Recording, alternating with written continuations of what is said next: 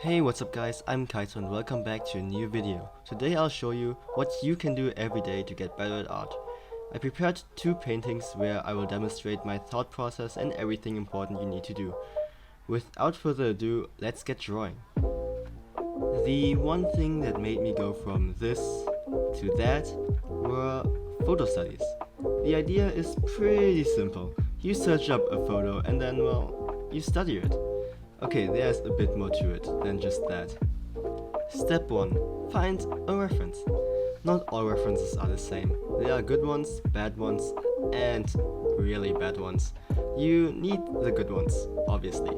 Although it always depends on what the subject is, your reference always needs good lighting, normal perspective, and good photo quality. So before you start painting, find a good reference. I went for both of my examples with a Japanese theme. It's always helpful to choose a topic that you actually like.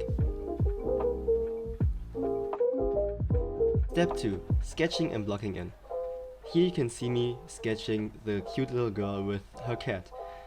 So obviously you need a sketch. My sketches are always pretty rough.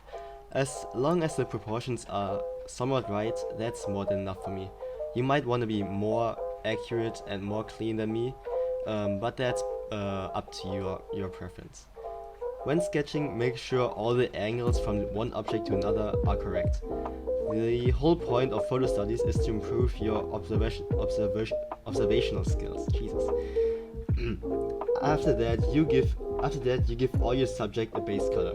I recommend putting everything on separate layers. Keep everything organized, not like me who just puts layers upon layers upon layers.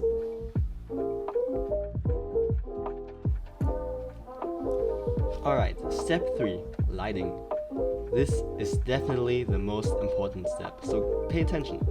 You can have a terrible drawing, but if the lighting is on point, you still get a really nice drawing, or painting.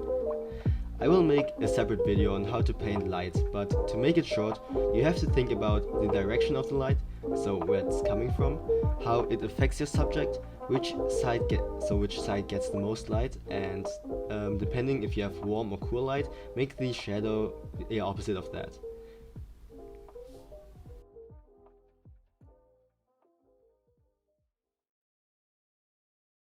The lighting is important because it conveys a certain sense of atmosphere and mood, and if you get it right, it really helps to bring the story, to give the story a certain kick, if you know what I mean. Here you can see me adding in some god rays, and just making it a bit more cinematic.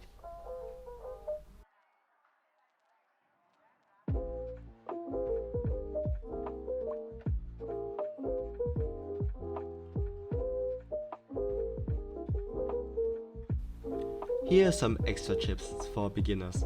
If you have never done a photo study, I would definitely recommend doing it in black and white first. As a beginner, this is probably pretty crazy and it seems intimidating, but you'll notice after a couple paintings that it's not that big of a deal. You want to start with the values first and learn how the light affects certain subjects and the environment. When you get more confident, you can start experimenting with colors. Also, if you really need it, you can make a grid and to simplify your photo. I promise if you do weeks worth of photo studies, you'll definitely make crazy improvements. That's basically it for me. I really enjoy making these videos because I feel like I can help a lot of people out with it. If you like this content, maybe leave a like or a nice comment. I'd really appreciate that. Now what's left to say is enjoy the rest of the time lapse and have a nice day.